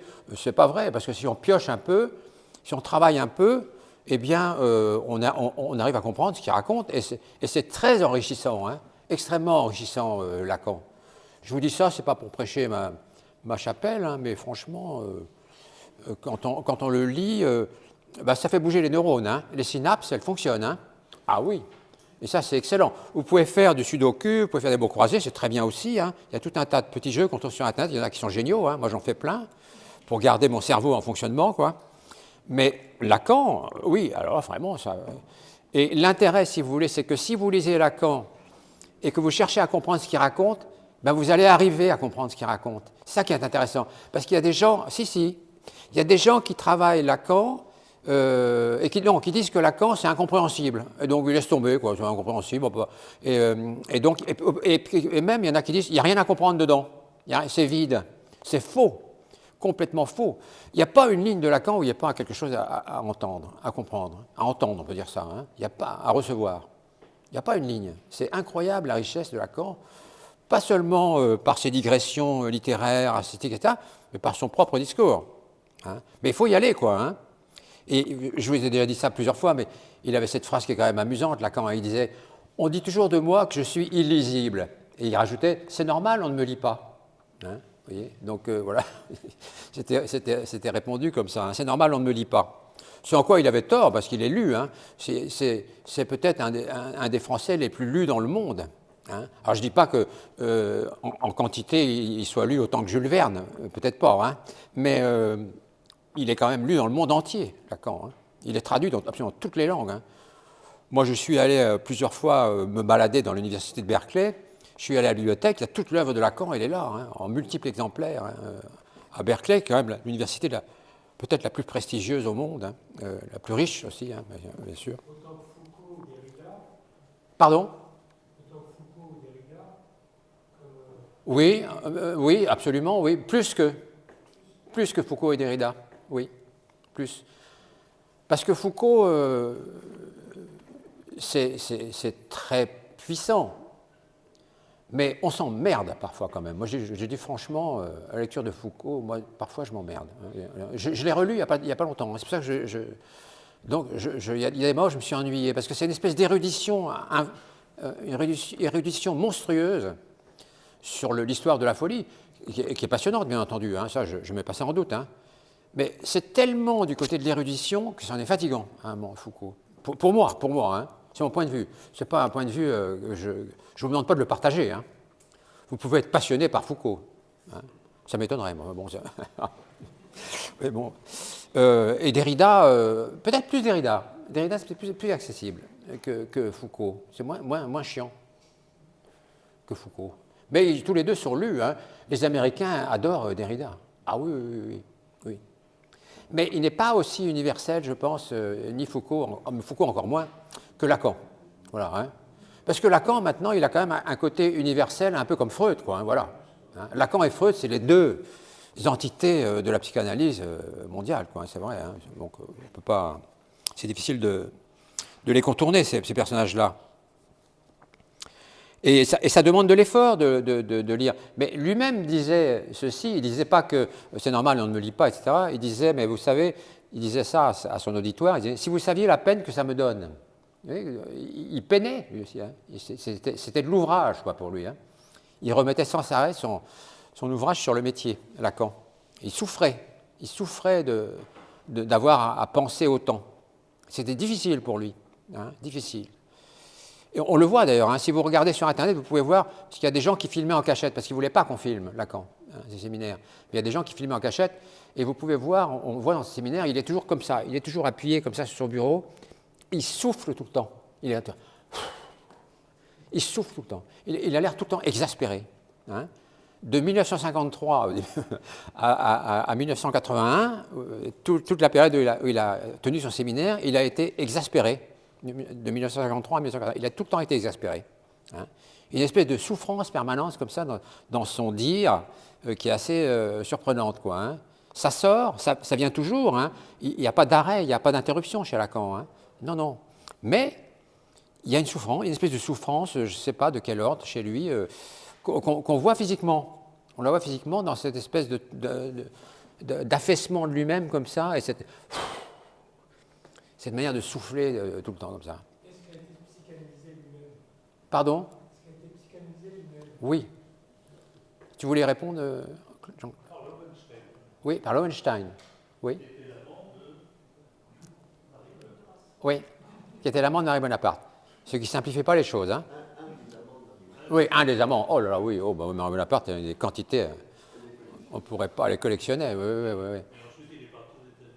Oui, il est parti aux États-Unis. Oui, ça ne s'est pas très bien passé. Et la psychanalyse, Lacan n'a jamais considéré qu'il avait été psychanalysé. Hein, parce qu'il considérait Lowenstein comme un crétin. Donc, évidemment, ça ne pouvait pas le faire. Hein. Il le considérait comme un sinistre imbécile. Donc, bon, voilà. Il avait sans doute ses raisons à lui. Je ne pense pas que Lowenstein était un sinistre imbécile, je ne le crois pas. Mais pour Lacan, si. Voilà. Et donc, je ne sais pas ce que. Il n'en parle pas de Lowenstein. Hein. Il ne parle pas de sa psychanalyse. Hein. Freud parle un petit peu de sa psychanalyse, parce que Freud, il a fait une psychanalyse avec lui-même. Vous savez, ce qu'on appelle l'auto-analyse de Freud. Hein. Mais ça n'a pas duré longtemps. Ça a duré quelques mois. Hein. Pendant quelques mois, il s'est auto-analysé lui-même. Donc, il se parlait à lui-même. Alors, je suis comme ci, je suis comme ça. Ah oui, mais ça doit avoir l'exercice, ça doit avoir ça, etc. Puis tout d'un coup, il s'est dit, mais c'est complètement con ce que je fais là. Ça n'a aucun sens. On ne peut pas se psychanalyser soi-même. Au bout de quelques mois seulement, hein, l'auto-analyse de Freud, quelques mois, il a dit, j'arrête. C'est complètement débile. Hein. On ne peut pas s'analyser soi-même. Voilà. Donc, et Lacan, non, je ne peux pas dire vraiment qu'il a été psychanalysé. Enfin, je ne sais pas. J'en sais rien. Moi, je ne sais pas quel boulot il a fait avec Lowenstein. Personne n'en sait rien, en fait. Hein. On n'en sait rien, il n'en parle pas. Il n'en parle pas. Mais ce qui est sûr, c'est qu'il a beaucoup pensé, Lacan. Hein. Il a beaucoup réfléchi. On peut dire qu'il a fait un tel travail. On parle du travail psychanalytique, mais d'une certaine façon, il l'a fait parce que son œuvre, elle est monumentale à Lacan. C'est colossal, son œuvre. Quoi. Vous savez, moi, je fais ce séminaire depuis 1988, vous vous rendez compte, c'est quand même vieux, hein, ici, dans cette fac. Hein. Non, j'ai commencé à l'hôpital. Hein. Alors, au début, c'était des médecins qui étaient là, des internes, tout ça. Et puis après, je suis venu ici. Mais je n'ai pas connu tellement d'ennui depuis tout ce temps-là. Quoi. Hein, voilà. L'œuvre est si profonde, si vous voulez, si vaste, qu'on ne s'y ennuie pas. On a de la peine. Hein, c'est dur, quoi, hein, on a de la peine, mais on n'a pas d'ennui. Hein, voilà, il y a une nuance qui est quand même assez importante là. Hein. Qu'est-ce qu'il pensait des gens comme Chaplin ou Einstein écrit dessus? Pardon? Qu'en pensait-il des figures comme Chaplin ou Einstein? Oui, oui, si vous voulez, oui, bien sûr, pourquoi pas? Pourquoi pas, oui, bien sûr. S'il ne faisait pas la même chose, mais pourquoi pas, oui. Oui. Est-ce qu'il a écrit dessus là? Non. Non. Sur Einstein, je ne crois pas. Oh, il a peut-être dit des petits trucs sur Einstein, mais j'ai lu à peu près tous les séminaires de Lacan et je n'ai rien rencontré de particulier de très solide sur Einstein, quoi. Hein. Non, Lacan, il parlait surtout, il avait surtout la littérature, énormément, l'art, hein, la peinture. La peinture, pour Lacan, c'était la peinture et l'architecture. Italienne surtout, hein, italienne. Pas seulement, hein, bien entendu, il n'était pas borné comme ça, mais il était fasciné quand même par l'art italien, l'art baroque surtout. Hein. C'est pour ça qu'il passait son temps à Venise, hein, et à Rome. Il allait sans arrêt à Venise et il se faisait, on a déjà parlé de ça ici, hein, il se faisait ouvrir même les églises qui étaient fermées. Il tapait, il tambourinait aux portes jusqu'à ce que les gens viennent. Alors, comme c'était Lacan, on lui ouvrait les portes des églises, même celles qui étaient fermées, et il les visitait toutes. Il a visité à peu près toutes les églises de Venise. Dieu sait s'il y en a, hein, beaucoup. à Venise. Je ne sais pas combien il y a d'églises à Venise, mais il y a une quantité faramineuse. Et il a visité aussi à peu près toutes les églises de Rome. Il était fasciné par ça, par les sculptures qui étaient à l'intérieur, pas les peintures. Voilà, ça le fascinait. Il faut dire aussi que ces présentations cliniques à Sainte-Anne étaient exceptionnelles. Ah oui, C'est dommage qu'on n'ait pas. c'est dommage qu'on les ait pas. Oui, été filmés. ouais, malheureusement, malheureusement. Il faisait des présentations de malades à l'hôpital Sainte-Anne au tout début, hein, quand il a été interne, et puis après, quand il était chef de service, hein, eh bien, il faisait des présentations de malades qui étaient des chefs-d'œuvre, effectivement, hein, des chefs-d'œuvre. Hein. Et malheureusement, comme dit Alain, on n'en a pas de traces, parce qu'il n'y a pas de film. Lacan n'aimait pas, il ne voulait pas être filmé, c'était un peu casse-pied. Hein. Il a été filmé par la télévision française, hein. Vous trouvez ça sur YouTube, ça s'appelle Télévision. Vous tapez Télévision Lacan, vous allez trouver un grand extrait de Lacan filmé par la télévision française. Mais on voit qu'il est profondément agacé, quoi, hein, profondément agacé par les questions. Puis ça commence par « Je m'adresse au psychanalyste ». Oui, oui, oui, c'est ça. Oui, au spectateur. Ça l'agace, ça l'énerve, les questions l'énervent, il souffle comme un bœuf. Hein. À chaque question, il fait... Alors on voit, le type en face, il doit être mal. Hein. Bon, franchement, c'est compliqué d'interviewer Lacan, ça ne devait pas être simple. Hein. Donc, mais quand même, c'est intéressant de voir ça, hein, parce qu'il développe quand même des trucs hein, dans télévision. Hein. Il développe des trucs. Hein. En DVD. Hein. Oui, on le trouve en DVD, on le trouve en bouquin aussi. Hein. Vous pouvez lire Télévision. Ça s'appelle Télévision. Vous pouvez l'acheter dans n'importe quelle librairie, Télévision, Lacan. Et voilà, vous avez le recueil de ce qu'il a dit à la télévision. Il y a ça qui a été filmé, et puis il y a une intervention qu'il a faite dans une conférence qu'il a tenue dans une université belge, à Louvain. Ça a été filmé aussi. Et là, il fait un peu sa chochotte, un peu. Et là, il est assez content d'être filmé, finalement. Mais il y a un schizophrène qui est là, qui vient lui balancer de la flotte dans la gueule et tout ça. Donc, il n'est pas à la noce, hein, Lacan. Mais il reste assez zen, hein. Il reste assez zen. Il est assez impassible. Et il continue sa conférence. Inlassablement. C'est à peu près tout, parce que pendant le séminaire, si vous aviez le malheur de sortir une caméra, il n'y avait pas de téléphone portable, une caméra, ça, il fallait tout de suite la rembarrer. Hein. Il ne voulait pas. Non, pas de ça. Donc, c'est dommage. C'est dommage. Il avait une personnalité quand même très particulière. Était-il analysable? Ah, ça, je ne sais pas. C'était pas un personnage. Ça devait être, oui, l'analyser Lacan. Oh, ouais. Contrairement à plein d'autres du XXe siècle, j'ai pas l'impression qu'on lui connaisse d'amis. On voit beaucoup de gens de cette époque, Valérie qui entretient des correspondances avec des tas de gens, etc. On n'a Oui. pas l'impression que Lacan il a trouvé Non, c'est vrai ce que tu dis, c'est vrai. des auteurs. D'amitié chaleureuse avec son frère, si. Le moine, avec son frère qui était moine, il avait quelque chose de très chaleureux.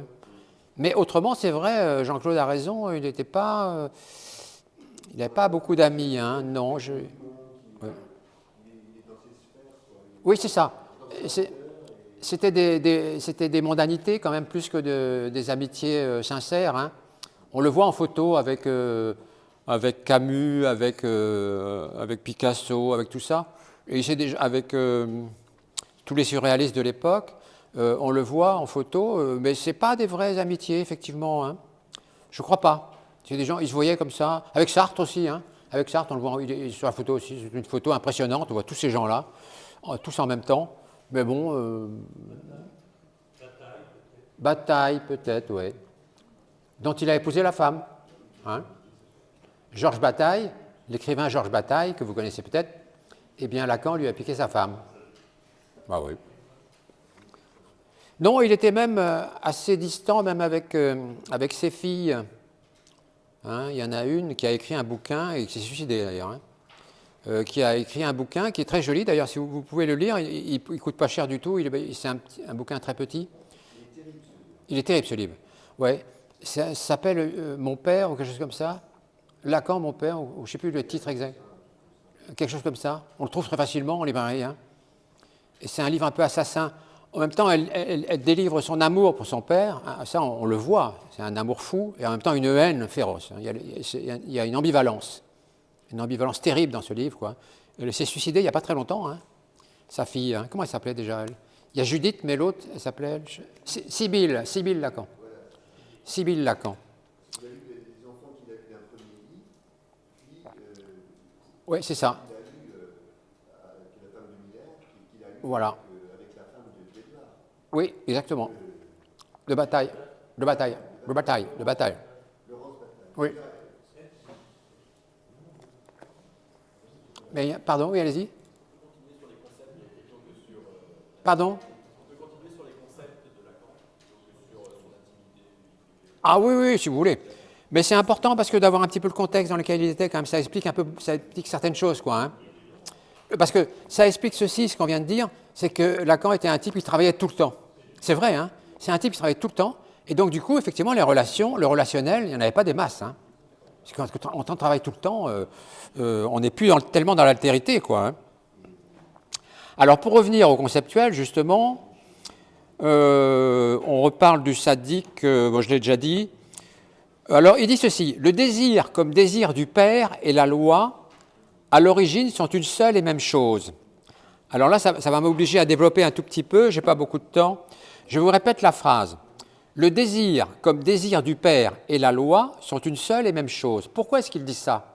C'est Freud qui avait découvert ça avant lui, dans un bouquin qui s'appelle Totem et Tabou. Vous connaissez Totem et Tabou? C'est très connu, hein? Vous ne l'avez pas lu, certainement, hein? Pourquoi vous ne l'avez pas lu? Parce que c'est un peu chiant aussi, il faut dire ce qui est. Hein. Donc voilà, mais je vais vous le résumer en 2 mots, en 2 temps, 3 mouvements. Hein. Je vais encore me faire taper sur les doigts par les savants, mais je m'en fous. Donc Totem et Tabou, c'est ceci. Ça parle de la préhistoire, si vous voulez. Hein. Ça parle de la préhistoire. Donc il y a des hommes et des femmes préhistoriques qui se promènent dans la nuit des temps. La nuit des temps, hein, avec des bouts de bois, des espèces de bois sur les épaules, le front bas, habillés de peau de bête, et qui poussent des cris, et qui se baladent en horde comme ça. C'est ce que Freud appelle la horde. Hein, la horde. Et dans cette horde-là, il y a des hommes et des femmes. Et il se trouve qu'il y a un chef. Et ce chef, c'est le père. Le père, on l'appelle le père de la horde. Alors, de qui est-il le père vraiment dans la horde? Je ne sais pas trop. Il est le père de certains de la horde, peut-être beaucoup, je ne sais pas. Mais ça, c'est pas dit dans Totem et Tabou. En tout cas, il est le père. Et donc, lui, le père, il a le droit, je dirais ça trivialement, de se taper toutes les femmes, y compris sa mère, etc. Il n'y a aucun problème, l'inceste, tout ça. Il se les fait toutes, le père de la horde, voilà. Donc, il est content. Mais les autres hommes, notamment ses fils, ne sont pas contents, eux. Ne sont pas contents de voir que papa, il a tous les droits et eux, aucun. Donc, qu'est-ce qu'ils font, les fils de la horde? Eh bien, ils le tuent.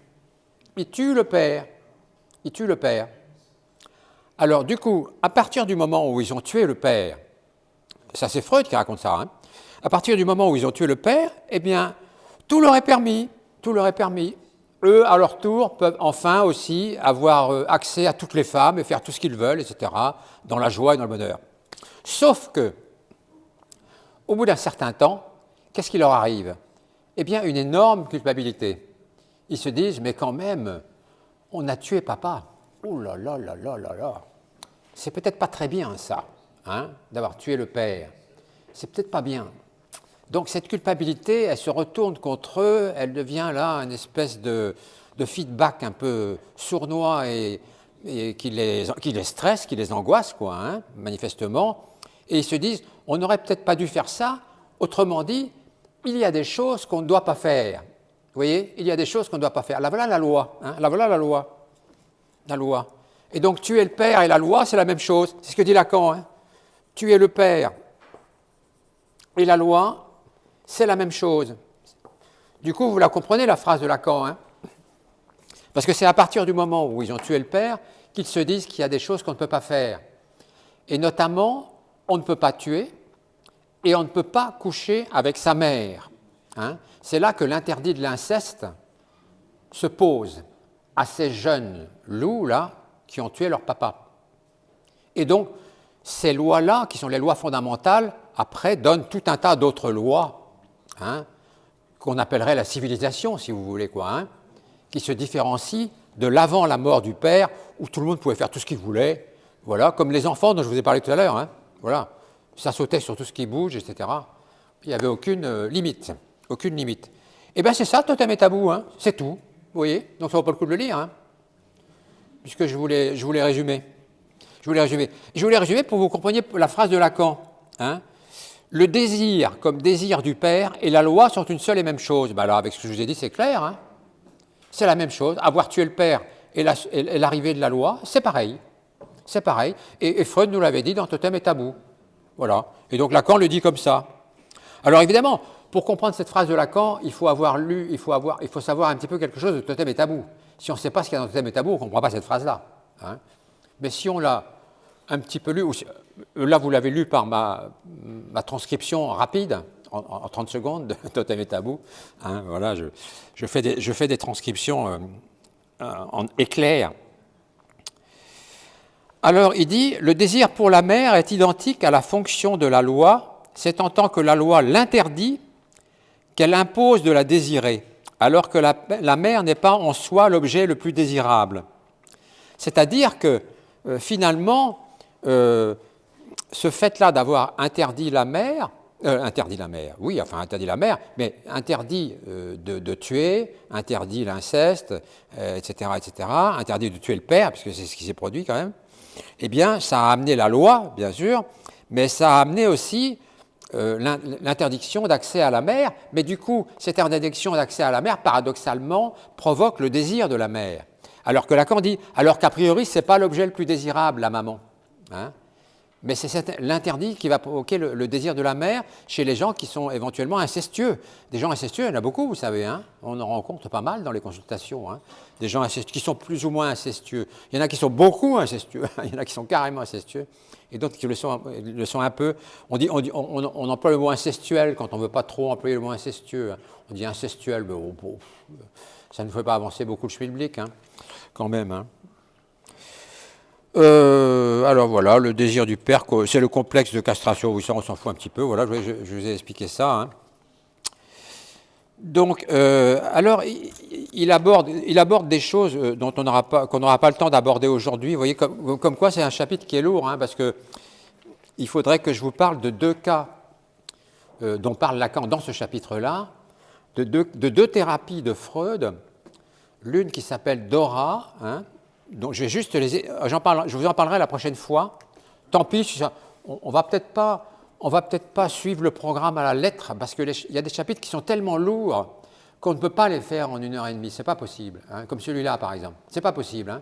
Il y a Sade, il y a la question du désir, il y a la jeune homosexuelle, il y a Dora, il y a le banquet de Platon. Voilà. Si, quand même, je vais vous lire un tout petit extrait du banquet de Platon. Dans le banquet de Platon, si vous voulez, donc je vous dis, c'est plusieurs compères qui ont beaucoup bu d'alcool, qui se retrouvent du temps de l'Antiquité grecque, et ils sont tous dans des activités diverses. Hein. Il y en a qui, comme j'ai dit, il y en a qui sont artistes, il y en a qui sont soldats, il y en a qui sont philosophes comme Socrate, etc. Il y a un peu tous les métiers là-dedans. Et ils doivent discourir sur l'amour, la question de l'amour. Donc ils échangent là-dessus. Et Alcibiade, qui est un jeune homme très beau, on dit qu'il est magnifique, qu'il est guerrier, qu'il est valeureux, qu'il a gagné plein de batailles, etc. Bon, il est là. Il est complètement ivre, hein, il tient à peine debout, etc. Et il est face à Socrate, qui n'est pas moins ivre que lui. Ils sont tous complètement ivres. Hein. Et il fait une déclaration enflammée à Socrate. Enfin, une déclaration un petit peu ambivalente, parce que par des moments, il le traite de sale con, un petit peu, d'une certaine façon, quoi, hein. Si vous lisez ça, vous verrez, il le traite un peu de salaud, quoi. Et puis, mais il lui fait en même temps une déclaration, et vous allez voir que Lacan dit l'objet petit a, il n'est pas mieux dit par Alcibiade, se déclarant à Socrate, que là, quoi, que dans cette. Alors, je vais vous lire ce que dit un tout petit extrait minuscule de ce que dit Alcibiade à Socrate. Alors, il dit n'importe quel imbécile peut se moquer de tes discours, Socrate. N'importe quel imbécile peut se moquer de tes discours, mais c'est des imbéciles s'ils s'en moquent. Hein. Mais quand on les ouvre, quand on ouvre ces discours-là, et ce qui veut dire, d'une certaine façon, quand on t'ouvre, toi, Socrate, quand on regarde à l'intérieur de toi, qu'est-ce qu'on voit? Quand on les ouvre, si on les observe et si on pénètre à l'intérieur, d'abord, on comprend qu'ils sont les seuls à avoir du sens. Ensuite, qu'ils sont absolument divins. Il dit ça quand même, c'est pas rien, hein. qu'ils contiennent une multitude de représentations magnifiques de la vertu, qu'ils ont une très haute portée, ou plutôt qu'ils explorent tout ce à quoi on doit attacher son esprit si on veut être un homme excellent. Ça, c'est une déclaration d'amour foudroyante, hein. On ne peut pas faire plus que ça, hein. C'est quand même, à l'intérieur de toi, il y a des choses qui sont absolument divines, qui sont merveilleuses, qui sont magnifiques. Donc, qu'est-ce qu'il nomme là? Eh bien, c'est l'objet petit a, hein, ni plus ni moins. C'est ce que dit Lacan, hein. Alcibiade, le guerrier, le beau mec, voit dans ce vieillard moche qu'est Socrate, mais qu'il aime quand même, hein, qu'il aime parce qu'il fait des beaux discours, parce qu'il est très intelligent, eh bien, il voit en lui un objet qui brille, hein, qui scintille, qui ne peut pas attraper, et qui est littéralement l'objet petit a, quoi, hein. Ce qui est divin, magnifique, merveilleux, c'est l'objet petit a, qui est en Socrate. L'agalma, et absolument. En grec, c'est l'agalma. Je ne vous avais pas cité le mot en grec, mais effectivement, en grec, c'est agalma. C'est-à-dire, agalma, ça veut dire quelque chose de merveilleux qui est contenu dans quelque chose qui n'est pas très beau. Hein, vous voyez, c'est ça. Il y a une espèce de contraste. Et c'est ce qui se passe là, puisqu'en fait, l'agalma, là, l'objet petit a, il est contenu dans Socrate. L'agalma est merveilleux, mais Socrate n'est pas très beau. Il est vieux. Il est un peu décadent. Décati, plutôt que décadent. Il est un peu décati, il est âgé, quoi, voilà, hein. Mais pour autant, Alcibiade l'aime d'un amour furieux. Vraiment, quoi, hein. Et Lacan rajoute, il dit que c'est la question de l'agalma, voilà, hein. Lacan le dit textuellement, page 164 dans vos bouquins de poche, là, hein. C'est la question de l'agalma, à savoir ce qui lui manque, car c'est avec ce qu'il manque qu'il aime. C'est avec ce qu'il manque qu'il aime. Et oui, c'est ce qui... Alcibiade lui-même, l'objet petit a, il ne l'a pas, hein, et Socrate ne l'a pas non plus. Vous voyez, je peux vous le dessiner, ça, comme ça, conceptuellement. C'est tout bête, mais on peut Socrate... Voilà, on pourrait dire que Socrate, l'objet petit a, il serait là, et puis Alcibiade, le valeureux guerrier, le beau jeune homme, lui, ben voilà, l'objet petit a, voilà, il serait là aussi. Mais sauf que on sait très bien que nous ne l'avons pas, l'objet petit a. Donc voilà, c'est un X en fait. Et là, c'est un X aussi. Et Lacan rajoute ceci, une phrase très célèbre de Lacan, extrêmement célèbre, peut-être la plus célèbre de toutes les phrases de Lacan. Il dit « Ce n'est pas pour rien que je vous serine depuis des années que l'amour, c'est donner ce que l'on n'a pas. » L'amour, c'est donner ce que l'on n'a pas.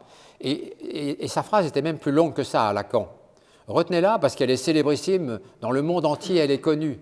Et elle est étudiée parce que... Oui, c'est ça, voilà, je vais la donner en entier. L'amour, c'est donner à quelqu'un qui n'en veut pas quelque chose que l'on n'a pas. Voilà la phrase de Lacan, la plus connue de toutes et qui est mondialement célèbre, cette phrase-là, hein. Il y a beaucoup de gens qui se cassent la tête là-dessus, alors que finalement, ce n'est pas si compliqué que ça à comprendre. Je vais vous l'expliquer en 2 temps, 3 mouvements, et après on terminera, parce qu'il va être l'heure. Donc, l'amour, c'est donner à quelqu'un qui n'en veut pas quelque chose que l'on n'a pas. Oui, parce que, regardez, prenez l'exemple de Socrate, voilà, on met ça comme ça, on les met en vis-à-vis, comme ça, en vis-à-vis amoureux. Parce que Socrate, il est amoureux aussi de Alcibiade, hein. Là, c'est la déclaration d'Alcibiade à Socrate, mais Socrate, il aime Alcibiade aussi, hein. Il aime Alcibiade, il aime ce beau jeune homme, il aimerait bien se le faire. D'ailleurs, il se l'est fait. Il se l'est fait, hein. C'est dit dans le texte, hein. Si vous lisez le banquet de Platon, vous verrez que, ben voilà, hein, c'est pas... Donc, alors, l'amour, c'est donné à quelqu'un qui n'en veut pas. Ben oui, parce que pourquoi voudriez-vous de quelqu'un qui n'a pas le A, qui ne l'a pas? Pourquoi est-ce que vous en voudriez? Vous n'en voulez pas, hein? C'est donner à quelqu'un, alors, quelque chose que l'on n'a pas. Ben oui, parce que vous ne l'avez pas, l'objet petit a. À quelqu'un qui n'en veut pas, parce que vous savez que l'autre, il ne l'a pas, donc il n'en veut pas. Il sait que vous ne l'avez pas, donc il n'en veut pas. Vous comprenez? L'autre sait que vous ne l'avez pas, donc il ne veut pas de vous. Et vous, vous savez que l'autre ne l'a pas, donc vous n'en voulez pas. Vous ne voulez pas lui donner, hein? Donc c'est donner à quelqu'un qui n'en veut pas quelque chose que l'on n'a pas. Vous voyez? Donc finalement, on arrive à l'expliquer comme ça. Bon, je vais encore me faire attraper de l'avoir expliqué de manière aussi triviale, mais je m'en fous. parce que l'essentiel, c'est de comprendre un peu ce que ça veut dire, cette phrase. C'est aussi la définition du transfert, parce que Lacan développe tout ça dans son séminaire. Ah oui, complètement. J'aurais eu le temps, j'aurais dû parler du transfert aujourd'hui, mais je n'ai pas eu le temps. J'ai pas eu le temps. Donc j'en parlerai la prochaine fois. Donc la prochaine fois, j'aborderai bien sûr le chapitre qu'on doit aborder avec le temps qui me restera, mais j'aborderai surtout 2 cas de Freud dont il est question dans ce chapitre-là. Hein. Dora, qui s'appelle Dora, qui est une jeune fille que Freud a psychanalysée en 1920. Non, en 1900.